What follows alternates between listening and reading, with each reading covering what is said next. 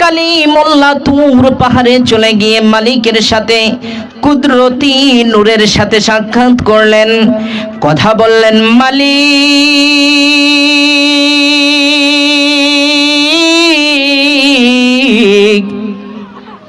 জান্নাতের মধ্যে আমার বন্ধু কে হবে? মূসা যখন মালিককে প্রশ্ন করলেন, আসমানের মালিক বললেন, পয়গম্বর, কিয়ামতের ময়দানে হাশরের মাঠে জান্নাতের মধ্যে তোমার বন্ধু হবে, তোমার একজন সহচর জালিস হবে নৌহাটি গ্রামের একজন কসাই। মূসা আলাইহিস সালাম মালিককে বললেন, মালিক, তুমি কি আমার সাথে মজাক করতে চাও? ও মালিক, আমার জালিস কি হবে একজন কসাই। মালিক বললেন, ও আমার মূসা, তোমার বন্ধু হবে জান্নাতে একজন কসাই। আবার প্রশ্ন করলেন, মালিক, আমার জালিস হবে কে? আবার উত্তর করলেন, নৌহাটি গ্রামের বাজারের একজন কসাই। ও ফুলপুরের মা, ওই কসাইয়ের পরিচয় মূসা জানতে চায়। কসাই কে, কি তার পরিচয়, কোথায় তার ঠিকানা, আইনা মাকান, তার ঠিকানা, তার অ্যাড্রেসটা কি? কসাই মালিককে প্রশ্ন করলেন, ও মালিক, আমি কসাইয়ের অ্যাড্রেসটা জানতে চাই। নৌহাটি বাজারে কসাই কোথায় বসে? মালিককে ঠিকানা দিয়ে দিলেন, যাও দেখো নৌহাটি বাজারের মধ্যে মোড়ের ভিতরে একজন কসাই গরু কাটে, এই কসাই হবে তোমার বন্ধু। মার কত মর্যাদা দিয়েছেন মালিক। মূসা কালিমুল্লাহ বন্ধু হবে একজন কসাই। প্রশ্ন করলেন, চলে গেলেন ফুলপুরের নৌহাটি গ্রামে। যাওয়ার পর দেখেন একজন কসাই সকালবেলা সে গরু কাটে। এই গরুটা কাটার পর সর্বপ্রথম যে গোশতের টুকরা, এই টুকরাটা কোনো একটি থলের মধ্যে সংরক্ষণ করে। মূসা দূর থেকে দৃশ্যমান দেখেন আর ভাবেন, কি হবে, কোন আমল রয়েছে এই কসাইয়ের? যেই কসাই জান্নাতে আমার বন্ধু হবে, যেই কসাই হবে আমার একজন জালিস, আমার সহচর, দেখতে হবে, জানতে হবে। মালিক বলেছেন অবশ্যই আমার ট্রাই করতে হবে। কসাইয়ের দিকে তাকায়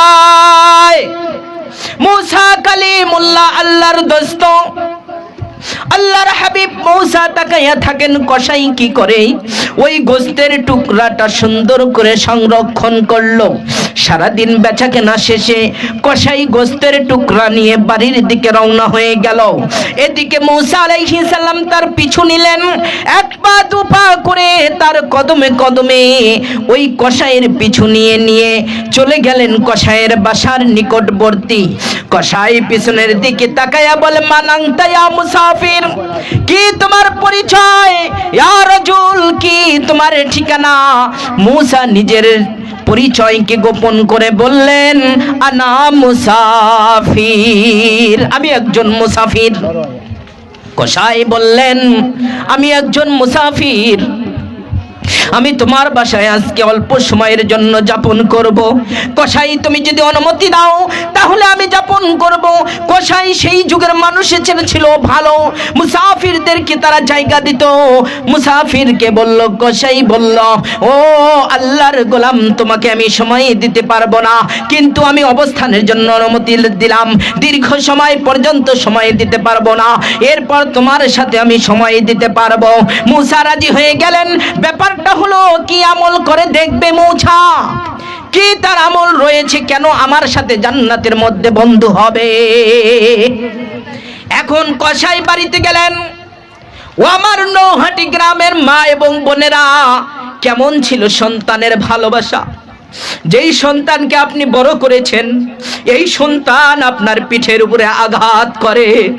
সন্তান হাজার হাজার টাকা কামাই করে, ইনকাম করে, বাবা হোটেলে বসে থাকে, মানুষে চা খায়, মানুষে পান খায়, আর ওই বুড়া বৃদ্ধটা অপেক্ষায় থাকে কখন যেন বাবা আসবে, কখন যেন আমার সন্তান আসবে, আদেশ করবে এক কাপ চার জন্য।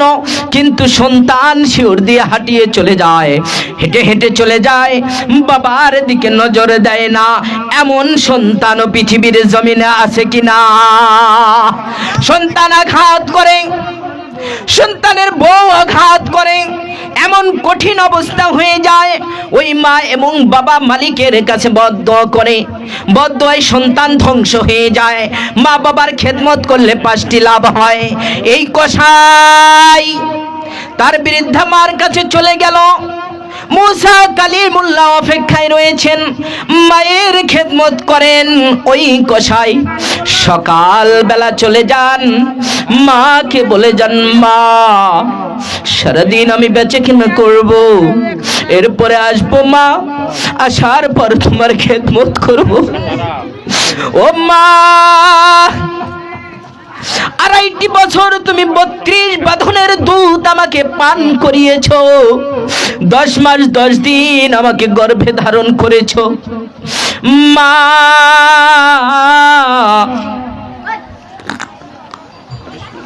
তোমার ঋণ শোধ করা সম্ভব নয়। এই জন্য ওই গোস্তের টুকরা প্রথম অংশ নিজের হাতে রান্না করে মাকে গোসল করাইলো। গোসল করানোর পর মাকে পাক পবিত্র করে ওই কসাই মুখের কাছে নিয়ে যায়। মা ঠোঁট দুটো নড়াচড়া করে, চিবাইতে পারে না, আমার শক্তি হারিয়ে ফেলেছে। এই কঠিন অবস্থার ভিতরে সন্তান মুখ দিয়ে দাঁত দিয়ে চিবিয়ে দেয়। দেওয়ার পর মায়ের মুখের উপরে ধরে, মা তুমি একটু খেয়ে নাও আর আমার জন্য দোয়া করো। এই জামানার নবী মুসার সাথে দেখা করতে পারি নাই, মালিক যেন আমাকে গুনাহগুলো মাফ করে। কিয়ামতের ময়দানে তোমার খেদমতের ওসিলা করে ওই 2.5 বছরের দুধের দাবি ছেড়ে দাও। মা চোখের পানি ছাড়ে, ছাড়ার পর মালিকের কাছে 2 হাত উত্তোলন করে, মালিক,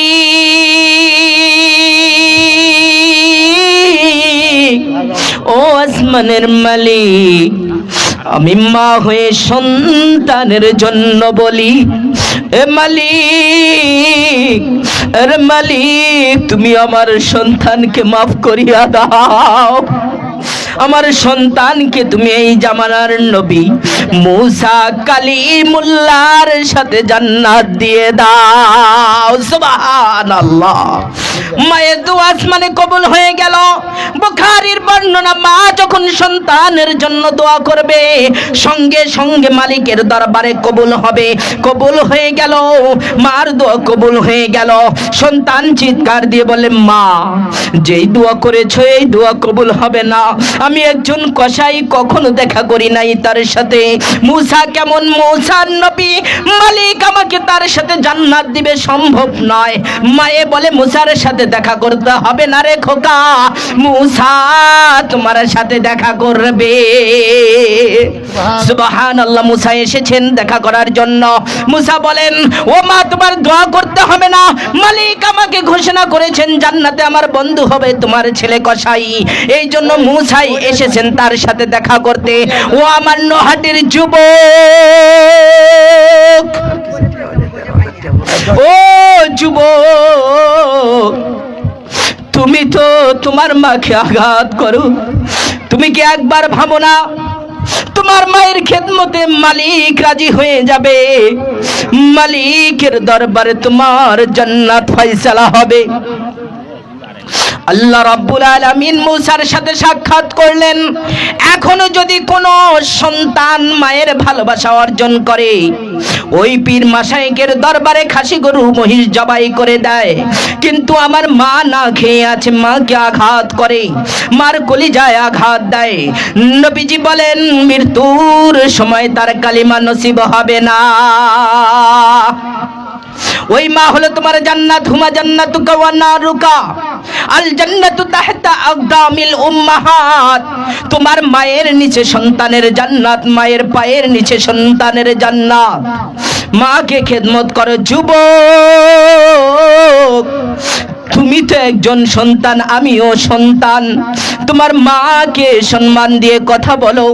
তোমার মা যেমন তোমাকে আদর করে, তোমাকে লালিত পালিত করেছে, তুমিও তাকে করো, আল্লাহ তোমার বরকত দান করবেন। আর যদি তুমি মায়ের সাথে খারাপ আচরণ করো, এই মায়ের খারাপ আচরণের কারণে আল্লাহ তোমাকে জাহান্নাম নির্ধারিত করবেন। তার বর্ণনা হলো ফকি আবুল্লাহ সমরকন্দি, চোখে দেখা কবরের আযাব। এই কিতাবের মধ্যে বাগদাদ শহরের একটি ঘটনা উল্লেখ করেছে। নবীজিও বলেছেন সাহাবার ব্যাপারে, মায়ের সাথে যদি খারাপ আচরণ করা হয় তোমার কোনো আমল গ্রহণযোগ্য হবে না। এই যুবক ছোট্ট ছিল, হঠাৎ করে তার চোখের মধ্যে বিমারি হয়ে যায়, অসুস্থ হয়ে যায়। বাগদাদ শহরের এই ছোট্ট খোকা যখন চোখটা নষ্ট হয়ে যায়, তার স্বামীটাও মারা যায়, বাবা মারা যায়, মা নিয়ে যায় সন্তানকে মেডিকেলে। সন্তানকে নেওয়ার পর ডাক্তারি সাজেশনের শেষ থিওরি, তোমার সন্তানের চোখ দুটো নষ্ট হয়ে যাবে, যদি একটা চোখ পরিবর্তন করা হয় তাহলে চোখ সুস্থ থাকবে। মা বললেন, আমার যে একটি চোখ রয়েছে, এই চোখটা আমার সন্তানকে দিয়ে দিলাম। পৃথিবীর জমিনে নিঃস্বার্থ ভালোবাসা, একমাত্র কলিজার ধন আমার মা। এই মার কোনো স্বার্থ থাকবে না। মাকে যদি বস্তার ভিতরে প্যাকেট করে নদীতে ডুবিয়ে দেওয়া হয়, এরপরেও নদীর মধ্যে থেকে আওয়াজ আসবে, বাবা তোমার চেহারাটা একটু দেখে যায়। এখন ওই মাকে, মা তার চোখ দান করলো সন্তানের জন্য। সন্তান বড় হলো, লম্বা ইতিহাস। বড় হওয়ার পর মার চোখ দিয়ে ময়লা আসে, মার চোখ কাতরায়। এই অবস্থায় সন্তানকে ভিক্ষা করে করে ভিক্ষুকের মতো সন্তানকে বড় বানায়। স্বাভাবিক লেখাপড়া করার পর নৌহাটি গ্রামের একটি মেয়ে দ্বারা তার বিবাহ শাদী হয়ে যায়। এক্সাম স্বরূপ বিবাহ করার পর যখন তার মার চোখ দিয়ে ময়লা আসে, আমার ওই বোন বলে, দেখো তুমি কি আমাকে চাও না মাকে চাও? এমন বোন রয়েছে। ও বোনেরা, তোমার হাতে পায়ে ধরে বলি, স্বামীকে কখনো কুপরামর্শ দেওয়া যাবে না।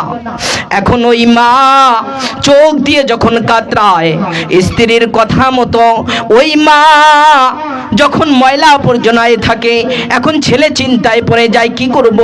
স্ত্রীকে ছেড়ে দেব না মাকে ছেড়ে দেব? স্ত্রী হলো বাম হাত, মা হলো ডান হাত, দুই হাতই আমার প্রয়োজন, কি করতে পারি?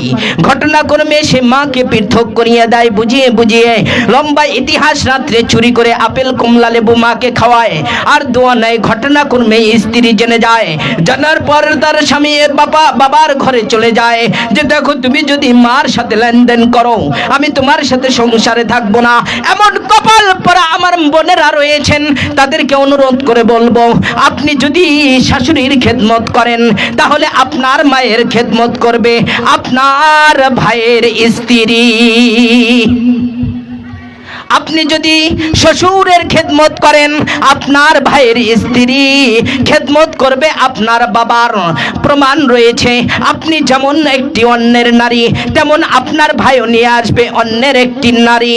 ওই নারী আপনার কাছে শিখবে। সুতরাং এখানকার প্রতিশোধ ওখানে হয়ে যাবে। আমরা আমাদের শ্বশুরের সাথে শাশুড়ির সাথে ভালো আচরণ করব।